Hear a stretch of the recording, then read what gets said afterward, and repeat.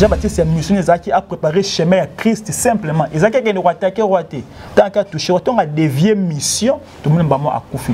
Vous savez qu'exercer ministère, qu'exercer profession auprès il y a ba autorité politique et c'est beaucoup de sagesse. Et ça qui comme bon, je donne un exemple. Yo bandaki ko exercer ministère na yo auprès d'une autorité. Olia Rambon on a après ça on va assommer l'homme mapang assommer l'homme mituka et puis par après lobby au balu que l'autorité on a commun yete mais tant aux ala qui naie président de la République ba kenda pané na mani le rap mutunyo sauté azam le rap mutunyo sauté azako incarner république et azako incarner pouvoir divin car la Bible dit toute autorité vient de Dieu. Donc auprès à présent il faut qu'on en a ba manière il y a un abi mutunyo sauté aza appelé à exercer musala profession ministère auprès il y a des politiciens. Maintenant, tout est appelé à ça la politique. Il faut des manières. Il faut des manières ni orozana. Le pasteur, apôtre, prophète, ceux qui reconnaissent Nzambe a seulement dans les ministères, limite-toi là. Mais ceux qui Nzambe a bien dans la politique, mais ceux qui a bien dans la politique, qui n'était pas ceux qui un. Bon, quand on tout.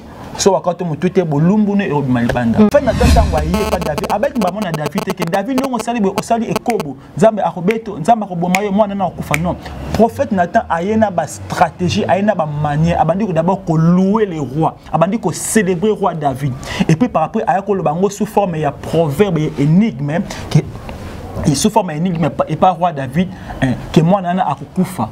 C'est-à-dire auprès du roi va attaquer. Il faut d'abord au tangi. Parce que il moto a tangi azana maîtrise ya makambo belé. Il faut dans moto les qui na bande de l'école moto au tangi, moto ozana sagesse ba makambo belé.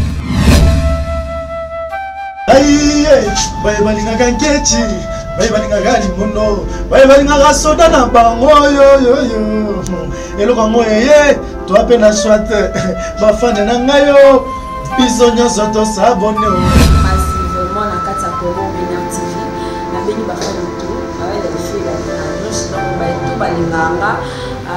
Tout balinga musala ba tout mosepela na musala ba tout na sepelisa na banda mais ce que nous l'anga lisu bien dans bon monde nanga lisu bien abonnez-vous na kati ya Congo Winer TV za chaîne oyo yi osepelisa biso osepelisa yo to talanga kama na sengi avana siso batoni oso balinga kayanza ko s'abonner sur Congo Winer TV.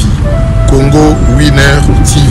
La Cléopâtre Sarah Kabunji, Banouzi Yamboka na temps réel, chaîne Kangi Londres Mobimba, Balobi Bisoto.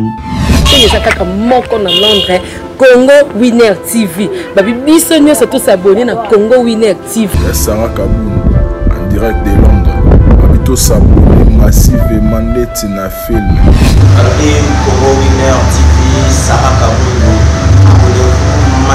S'abonner massivement na chaîne Nabino Congo Winer Télévision. Congo Winer Télévision, il y a Yemoko la Cléopâtre Sarah Kabunji, babi moi soit l'équipe dans le news. La carte d'amo peut dire la bien, honorable René Makondele. Donc tout y est donc voilà quoi. Juste pour notre web Sabino qui est beau s'abonner. Yaka na Congo Winer TV. Ya boss na biso Sarah Kabunji la Cléopâtre veut dire moi si o ya leki ngolone lengi balobi na chaîne wana kozala jamais déci talara yemoko.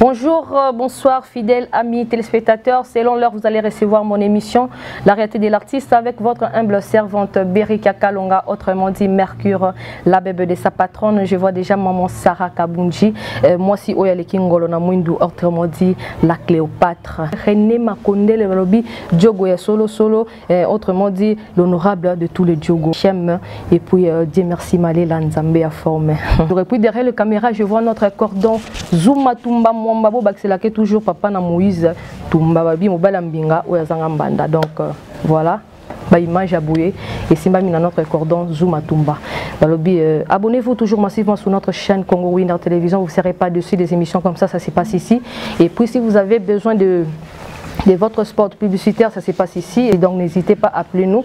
Et puis, tout solo là, on a Congo Winner Télévision, tout solo là, toujours. Donc, et puis, je vois la présence de mon grand frère Kalonga. Donc, voilà, bien, fiston Kalonga, Mobali, Moulaï, voilà. Donc, et puis, je salue tout le monde qui sont ici au Bayekota là. La réalité de l'artiste avec votre humble servante Berika Kalonga. Aujourd'hui, je vais recevoir pour vous un frère en Christ. Nakim Naraba musicien. Ici, tout ça se passe ici. Babi que Toyamara prophète, Toyamara frère en Christ, Toyamara vraiment ba qualité belé. Donc Berika Kalonga, Akimi Neba musicien, Lelo Berika Kalonga, Ayambi, un frère en Christ. Vous allez découvrir qui est ses frères parce qu'il est déjà sur mon plateau. Bonjour papa. Bonjour maman. Oui papa, on s'est présenté na Baïbaï Bioté pour na Ibi Nanga Azanani, na Baïbaï Bioté na Congo Winner Télévision Congo. Kombo nanga frère Dada Luau, papa Dada Luau.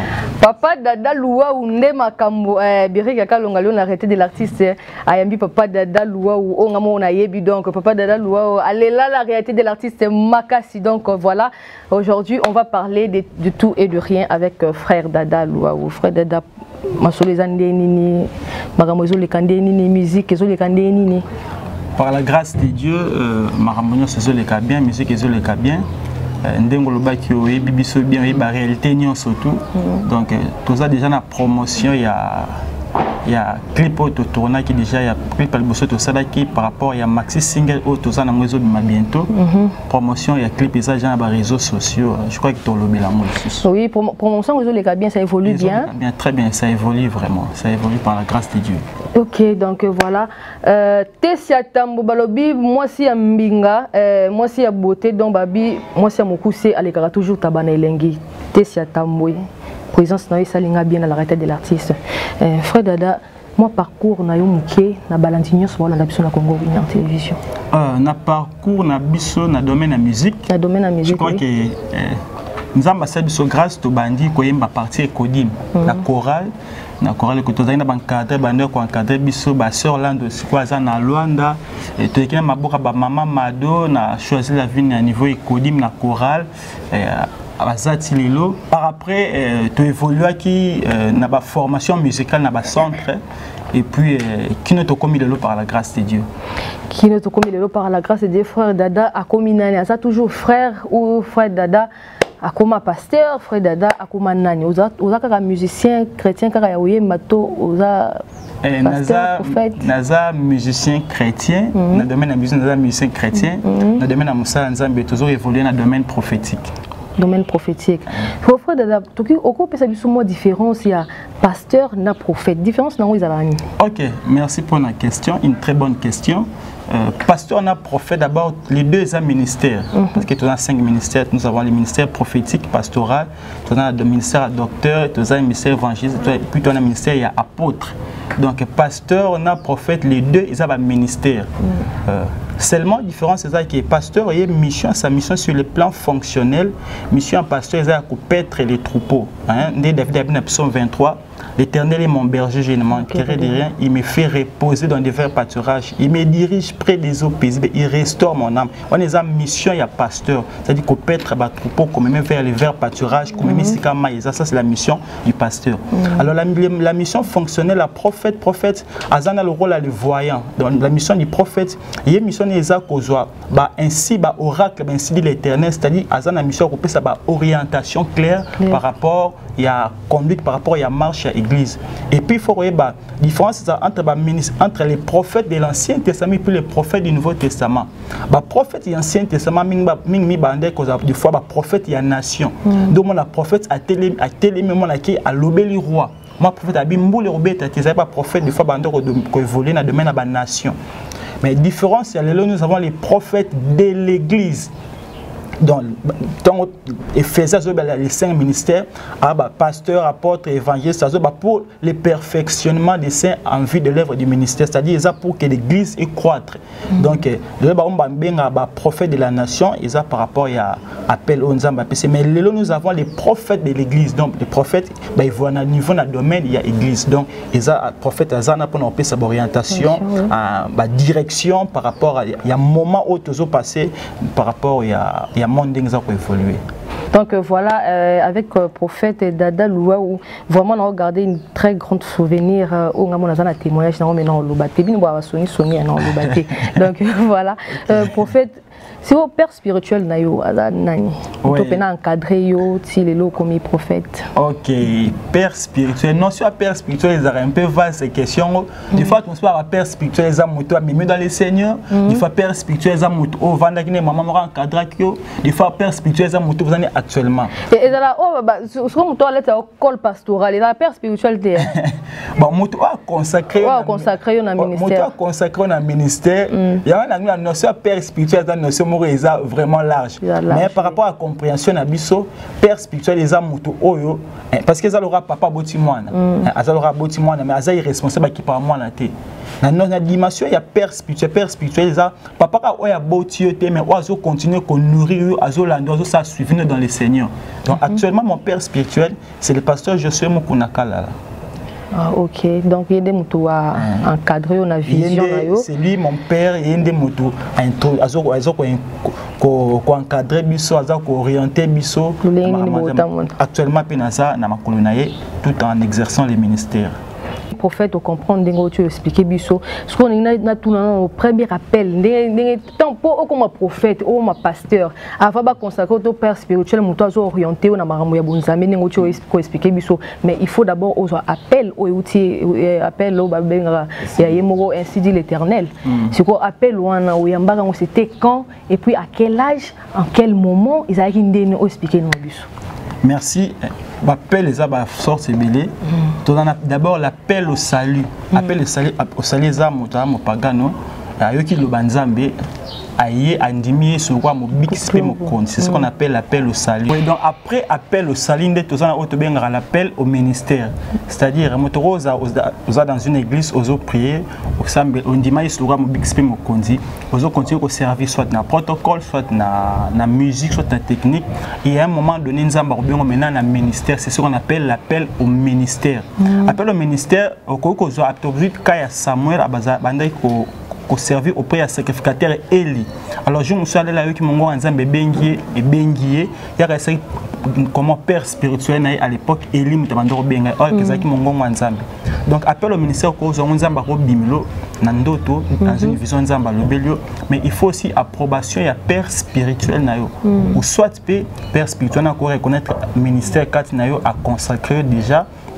Maintenant, on a un nzambe té. Mais on a déjà conservé dans les ministères par rapport au un nzambe. Donc, on nzambe soit avant ou après. Donc, c'est-à-dire ministère va établir un ministère. Parce que papa n'a eu ceux qui a reconnaître un ministère, c'est-à-dire nzambe muto alobelier. Mais au dimension na zoba ya mokoyo ka mongo nzambe on les appelle dimension mususu. Parce que moto mususu ba benga ba établir dans les ministères mais yemoko ayoka nzambe té c'est très dangereux. Donc, c'est important. Donc, appel au ministère, appel wana dans le ministère, dans une vision de Nzambe. Et puis mon père avait reconnu cette grâce aux Alconabiso. Ce qu'on profite de l'attente, Oyokaki appelle Wana. Oyebaki ndeni noté aux Nzambe. Boyebaka oza nzambe oza angelou ce que différence on a boyeba on ndeni que non oza yemoko oza ange. Oza une très bonne question, une question difficile d'abord. Oyo nazo apprécié parce que manière on poser la question ça prouve que la tête fonctionne. Merci beaucoup maman. Merci à vous. Question au peut moutenir tout la capacité à répondre mais te répondre non par la grâce de Dieu. Vous savez, monde des esprits est compliqué. Dans le monde des esprits il y a des fois les pères parlent, il y a des fois les fils parlent, des fois les Saint-Esprit parlent, et puis des fois les anges aussi parlent. Donc nous surtout à évoluer dans le monde spirituel, à comment on a capacité à déceler je ne sais pas comment l'expliquer, mais nous soit comment évoluer dans le monde des esprits, à comment capacité à distinguer où ils voient la voix de l'esprit, mais en tout en général c'est la voix de Dieu.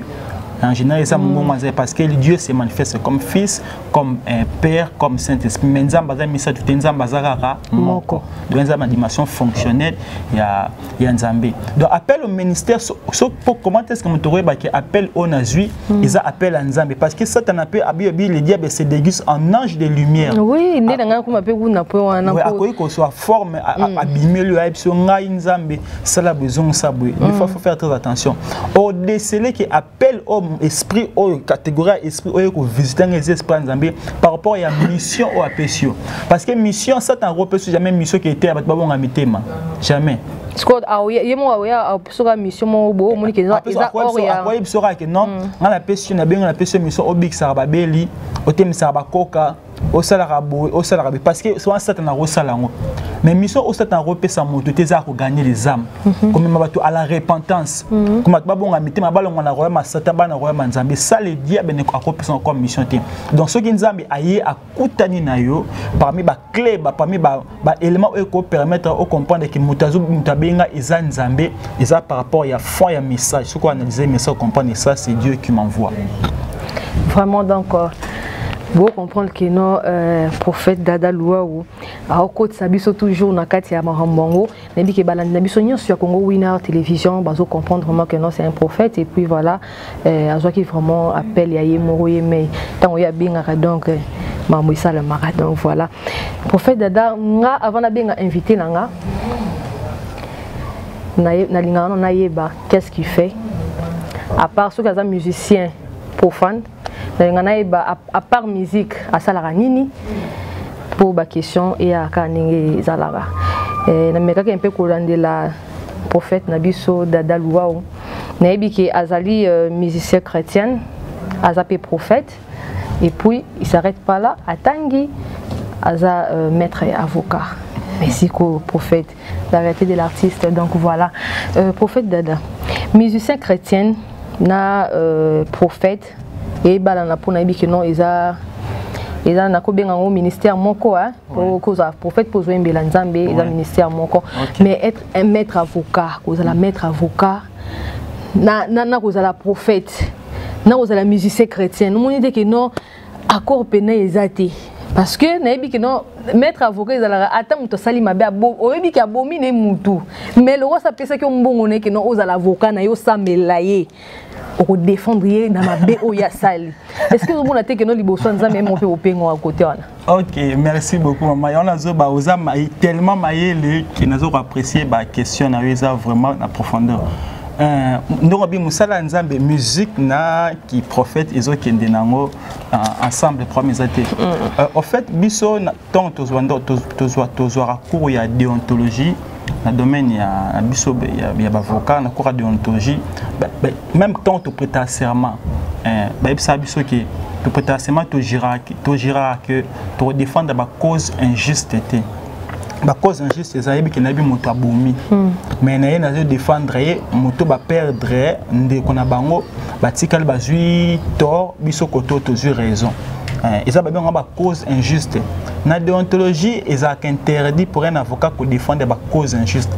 Et l'avocat bon, ils ont des bango, ils ont dossier où ils ont mabé, moment na tika mutu makasa ki. Mais en réalité, la cause injuste défendre en côté. So na ko assister mutu mo o ya bomi pourquoi parce que pour équilibre ils en cas procès équitable pour que to faciliter justice et ça musa na on a cause à lokola avocat na assister mais na ko ki jamais ko na niveau ya que ko défendre pour que partie adverse ba ko ya pour que client nga azala acquitter aussi longtemps na bi ka ça qui mabi. Na ko défendre soit pour que peine na réduire yango mais pas na niveau autant mususu que ma besoin na nga mususu donc ba foko ba sala yango ezara malamu te na prona déontologie za interdit prophète Dada na yo kyo mais na ebi wana sko na part na yo étant que prophète né au land de la pénale déontologie on nge ezali pour na ebi que non mutu so até déjà brick na en tout cas il faut samela ya taboma ki mutu ko samara sko yo étant que prophète yango on monique non au land de la pénale déontologie le ko la ba ke boye yo pozo land la pour la bongo ouais je crois que ezan ba avocat mususu baza loyal baza comme ça prophète aza pasteur mais à respecter la déontologie baza bongo ba cause za injuste en côté to viola qui moi na bato kuna ayo défendre to boma qui ayo défendre est-ce que prophète Dada a koko mapé politicien? Oui, prophète Dada comme politicien. Pourquoi? Est-ce qu'un pasteur, un prophète peut aussi faire la politique? Très bonne question. Est-ce que pasteur, prophète, apôtre, évangéliste, ça fait la politique? Non, le bango, oui et non. La réponse non, oui et non. Oui, pourquoi? Pourquoi oui et pourquoi non? Merci beaucoup, maman. parce que d'abord ce dans la pensée biblique tout le monde est dans Nzambe ming ba exercer qui ba profession na niveau ya politique. Toujours le rôle de Joseph Azaki premier ministre à Pharaon. Joseph était premier ministre à Pharaon yemutu. Abandé ko coordonner marminos na Pharaon lorsque première crise crise mondiale et à l'époque na niveau ya Égypte. C'était Joseph Ndé appelé ça qui technique on va comment utiliser la faculté d'économie et robomba une partie ya mbongo pour quoi approvisionner ba année à sécheresse où il a fallu et ça la mana en Égypte à l'époque. De tout le monde Daniel a exercé qui va fonctionner il y a chef ba gouverneur auprès ya roi na Babylone et puis même la Bible tout ça ba prophète autre benga ba prophète de la cour na ba prophète du peuple ba prophète de la cour et ba prophète au ba exercer qui va professeur auprès des rois palais royal. Toujours le quoi la Daniel, Azaki prophète auprès de la cour, mais toujours le prophète le quoi la Ézéchiel, Azaki prophète du peuple. Azaki prophète du peuple. Et donc Azaki juste mission Azaki auprès du peuple. Mais Daniel sa mission était auprès des rois. Il y a un des autres livres Daniel bien mon Daniel a succédé à roi Ebélé. Roi wa Koufi Daniel a continué un conseiller à roi wa Landaki. Donc Daniel Azaki prophète auprès prophète de la cour. Donc ils allaient. Et on a bien actualisé maintenant les lots, c'est-à-dire Moussa Nzambe a koko ça appelle Moussa Nzambe auprès de la cour, c'est-à-dire il permet la politique, cause appelle dans la politique, mais Moussa Nzambe n'y sur tout parce que Moussa Nzambe n'y sur tout Azad Daniel, Moussa Nzambe n'y sur tout Azad Ézéchiel, Moussa Azad Ézéchiel, c'est-à-dire Azad prophète et le peuple, Moussa Azad Daniel, Azad prophète auprès de Pharaon, auprès de la cour. Donc Moussa Nzambe n'y sur tout dans sa politique. Au bazar appelé à faire la politique, il faut pas savoir de la politique. Mais au bazar appelé la moitié, il faut pas dans les ministères. Donc, je ne conseille pas que Moussa Nzambe n'y soit que sur pasteur, prophète, sur le aux en appel, aux en vocation, aux en compétence, il y a que exercer politique. Au cours ça sans problème. Mais Moussa Nzambe n'y soit tout. Pourquoi? Parce que au moment Jean-Baptiste Nzambe a bien appelé mission à préparer le chemin à Christ. Mission Ezaki à travers dans les déserts. Abandonne ça, Moussa n'est bien. Mais les jours où Jean a dévié qui mission a touché roi. Mission Ezaki a touché roi, a touché mon conducteur, a tellement mon conducteur, bimina moi c'est c'était ce jour-là, Jean-Baptiste Bassani, Bazu Moutoune Bakataï. Moi, na roi, Abini, roi, tu n'as pas sonné, Abina la poste, maman a que tu n'as conseillé pas maman, maman bisenga Moutou et Jean-Baptiste. Pourquoi? Parce que Jean-Baptiste a touché qui couple na bango. Mais Jean-Baptiste est missionnaire qui a préparé le chemin à Christ simplement. Ils ont quelqu'un de roi attaqué roi. Tant qu'à toucher, autant a dévié mission, tout le monde va à Koufi. Donc pasteur, apôtre, prophète, ceux qui ont reconnaître Nzambe bengo seulement dans les ministères, limite toi là. Mais ceux qui Nzambe a bengo dans la politique qui est mais ceux Nzambe bengo na politique ko kende te pour ceux qui Bakato Moutou, so Bakato Moutou te bolumbune et obimalibanda. Prophète Dada quand nous tu expliquer biso marambo David awa na yebi ki balandi na biso nyonso ba comprendre mais tomoni lelo oyo président na biso Félix Tshisekedi Tshilombo aotaki ko benga saki na yebi te zaki conférence de conférence ya nini o ya organiser ki pona ba pasteur na yebi te zaki nini pour tomona ki ya benga ki ba pasteur nyonso asulwana bango mais après kaka ba pasteur wana baki basali likita mais surtout to ba bengi basali ba conférence de presse pour répondre mokonzi mboka siko pona na point wana ko banini pona ba pasteur a lolenge wana. Ok, merci beaucoup maman pour la question. Vous savez qu'exercer ministère, qu'exercer profession auprès il y a une autorité politique et c'est beaucoup de sagesse. Et ça a beaucoup de sagesse. Au moment David tango a vu message comment Nathan prophète Nathan tango a vu message à David a appelé sa message à David parce que Nzambe qui Nathan sa David kindenge abima kina mwasi ya soda na moi nana akufa. Prophète Nathan tango aye pas David avec ba mona David que David non osali ekobo Nzambe akobeto Nzambe akoboma yo moi nana akufa non. Prophète Nathan ayena ba stratégie ayena ba manière abandi ko d'abord ko louer les rois abandi ko célébrer roi David et puis par après ayako le bango sous forme ya proverbe et énigme qui sous forme énigme et pas roi David que moi nana akufa. c'est-à-dire auprès du roi bayaka ko attaquer boité président de la République bakenda pané na mani le roi mutunyo sauté aza le roi mutunyo sauté aza ko incarner république aza ko incarner pouvoir divin car la Bible dit toute autorité vient de Dieu bien que source autorité ne se uta panzambe mais autorité uta panzambe donc auprès à présent il faut que ça na ba manière ya na bi mutunyo sauté aza appelé à ko exercer musala profession ministère auprès ya ba politicien mutunyo sauté aza appelé à ko ça la politique il faut des manières il faut ba manière ni ozanan il faut d'abord aux amout au tangi parce que il moto atangi azana maîtrise ya makambo ebele il faut da moto leki na bande de l'école moto otangi moto ozana sagesse ba makambo ebele voilà.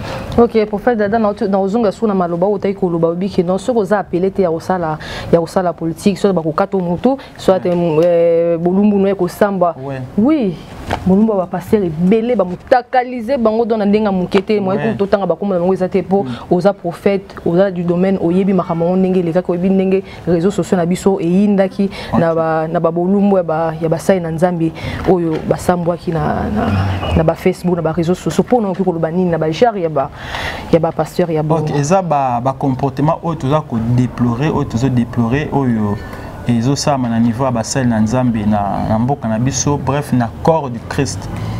Vous savez, Babylone c'est ça prophétie déjà Yesu a prophétisé que dans les derniers temps mais Babylone sous pesa manque à sagesse eza manque à sagesse mutu ezo ça bon et puis ndé na otoba c'est-à-dire la plupart batwana baza bato bazaki appelé te ko exercer ba ministère na bango auprès ya ba autorité wana le quoi n'était so to benga ngo so le koso mbongo to benga ngo en vie mutu et ça qui bon, je donne un exemple. Yo bandeki ko exercer ministère na yo auprès d'une autorité.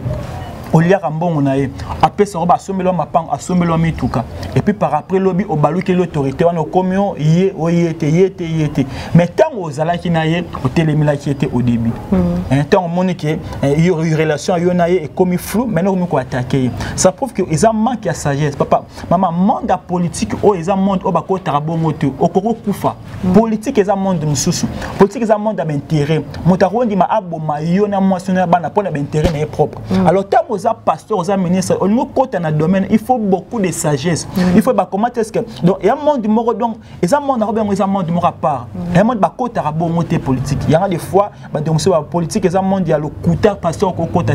C'est vrai politique ils ont monde dans le côté monde mensonge. Lorsque ça homme de Dieu, il faut beaucoup de sagesse pour que ba juste pour ceux qui étaient bolumbuno et robi malibanda. C'était bolumbuno et malibanda.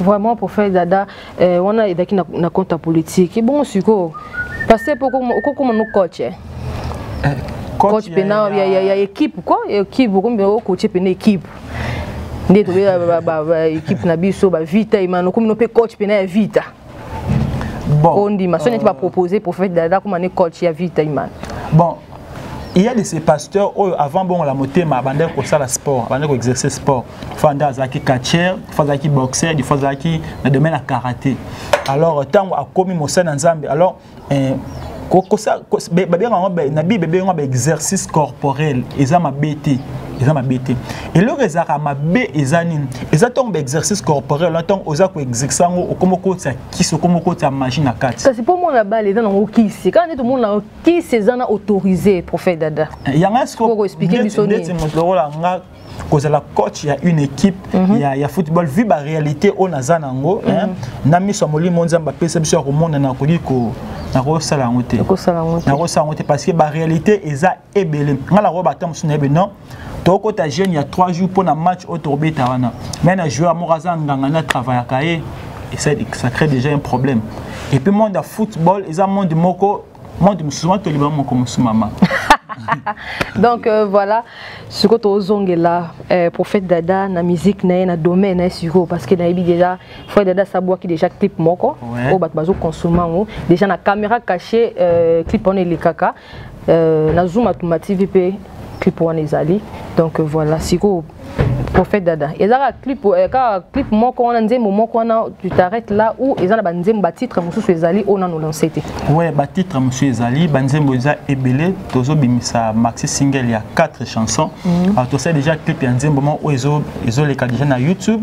Na so ko tobetu Dada liwa hormone erobima titre nango eza Yesu moninga malamu. Donc tout ça des promotion il y a clip wana ya nzembo wana. Toza déjà en plein studio tozo travailler déjà en plein studio et tozo travailler déjà en plein studio tozo travailler dès que tu aussi le circuit tu aussi ba clip toza ngate ko lancer sortie officielle ya maxi single mais déjà nzembo yango moye moninga malamu ezali déjà clip est déjà disponible vraiment le roi prophète Dada aza sous musicien chrétien toti que musicien chrétien plutôt toti que bon côté au sala biso mo capella pour en arrêter de l'artiste mon so moye mignon so au sala capella mo bi mignon so tellement ko bino la que ça de quoi tu es capable c'est quoi donc son avis peut prophétiser pour la Congo winner à to Panzana ouais donc prophète pardon ko prophétiser te to le belango sima et pour mais yo ça bien banda prophétie donc maramou baby prophète Dada avant non c'est la biso moi capella moi moke ya Yesu moninga malamu Yesu moninga malamu est-ce que déjà orchestre souvent déjà orchestre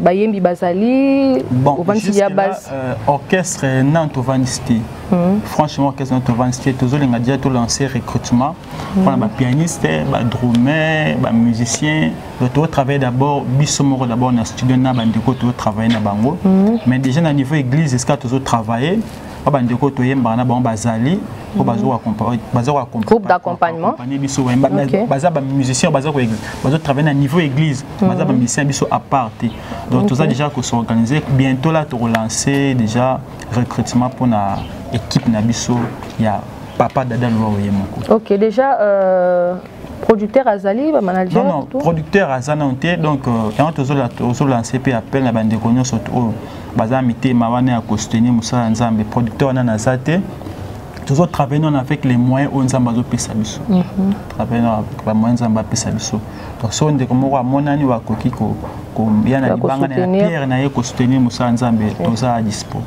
OK frère Dada totike là 2 à 3 minutes comme ça c'est la biso moi a capella ya Yesu moninga malamu. OK ekotambola ngai na mokili oyo kolotambosaka ngai o wana nakobondela zalaka na ngai mpo natikala kaka na yo okotika kotika ngai te kolona ngai motema nanga posa na yo o tango lisungi ya bato ekemosika tango wana ya yo eyaka ye ngai nazalaki na bato babwakisi ngai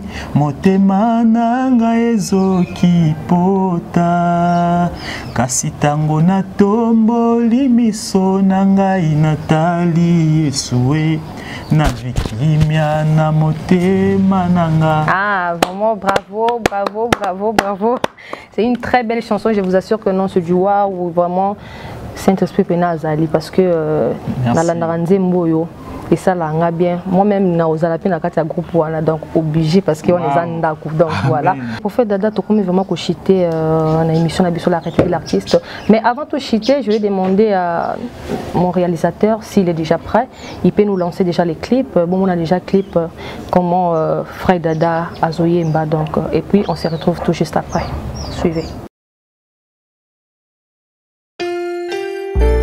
Moninga ya solo akolinga yo te pona biloko ozanango kasi akolinga yo pona oyo ozali nde bolingo Yesu atalisangani kulusu haleluya. Moninga malamu Yesu moninga ya tango nyonso yolinga ngai te pona mbolamu na ngai yolinga ngai na ngolu na yo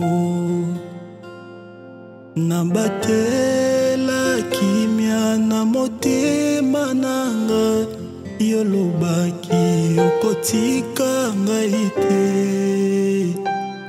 ata baninga bakei mosika nanga Yesu ozali pene pene tango molili ekomi na nzela nanga ata pasi nakobanga te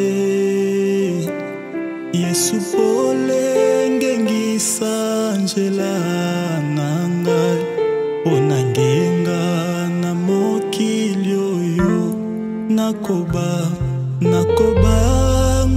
te soki pasi. Donc voilà, Balandinho sur Congo Winner Télévision, c'est vraiment un bon clip. Oyo Frère Dada à Salé Libiso, vraiment consommer ça. Consommer, vraiment, ça nous fera vraiment du bien. Et puis, les producteurs, ce sont des frères comme ça que notre qui soutenir, pourquoi pas. Donc, soutenez vraiment Frère Dada et puis ça nous fera vraiment du bien. Si vous voulez appeler, Nasuka AOP, c'est vraiment numéro à téléphone. Pour soutenir des managers, on a besoin de vous.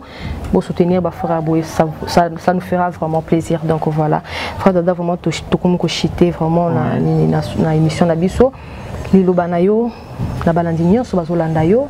Puis naïbi qui nous a dit na fanatique par rapport à clip déjà consommer vous avez déjà des fanatiques je pense bien donc oloba fanatique nayo liloba moko et puis na numéro de téléphone. Merci beaucoup maman. So poser na mabanga na été ba prophète ba boka ça pour na mabanga na fait. Déjà au salon ouais. Zamba zaloko merci maman de imbibiso émission. Donc bande ko tolanda clip o Yesu moninga malamu. Pourquoi to bien ça moninga malamu to s'inspirer na histoire ya Lazare. Lazare abeli, Lazare a koufi. Mais Yesu MC baye koli abi allons rêver notre ami Lazare qui dort. Lazare sa koufa qui mais Yesu azo continuer benga Lazare ami. Donc badisi abi Yesu il y a Lazare sa koufa mais Yesu abi Lazare ala les pongi c'est-à-dire ami azamoto a remonte la situation par rapport à Batunyon Sototé. Vraiment la situation est différente pendant que les gens te critiquent ba inyo ami a critiquer a lingayo mais a banda ko travailler pour que au changer. Donc ami a bongo eza mututé ami a bongo eza ka Yesu. On est malamu eza te ba couple belé ba balani chérie je t'aime au moins ba maître avocat papa biso photo divorcer car bolingwa mukili eza ka compliqué. Donc le vrai ami c'est meilleur ami eza ka Yesu on te mbi Yesu moninga même to consommer yango et Bokozala vraiment béni. Donc, quand on a YouTube, Dada le Waouh, on a clip et Robimawana. Alors, il y a besoin de soutenir nous sans amis tout ça. On a contacté sur le numéro de WhatsApp plus 243 89 86 18 871. Plus 243 89 86 18 871. Comme ce soit na Facebook, ok, Betty Dada Loa Torobimana, au comité de son privé, tu es en contact. Ok. Ma banque est prophète. Na pesi ba de réunion sur ya ministère prophétique mon Carmen à ma tête mboté na pesi ba de réunion sur ya église anglaise kanazo œuvrer auprès du pasteur José Mokunakala la cité de l'Alliance Arc du Ciel na pesi mboté na docteur Steven na pasteur Damas na pesi mboté na fiancé na biso Divine Toukeba, que Dieu vous bénisse. Ah, Divine Toukeba, donc voilà. Par Nangape Yangwana, je te salue. Nous sommes arrivés à la fin de notre émission, mais passez au Kabouana Bongoté. Et puis, merci d'abord d'avoir accepté notre invitation. Je vous en prie, c'est à moi de vous remercier, maman. Donc voilà, c'était pas facile hein, de recevoir Frère Dada et puis Prophète Dada. Donc voilà, vraiment, tu peux se merci. Et puis, on va pas se séparer comme ça. Bah, lancer sous clip, il y a Yesu Moninga Malamo, c'est là où on va se séparer avec Prophète Dada. Merci. Natalela seyo masia nangai yosopela nga makila pona mbika wana nano na yebi yote.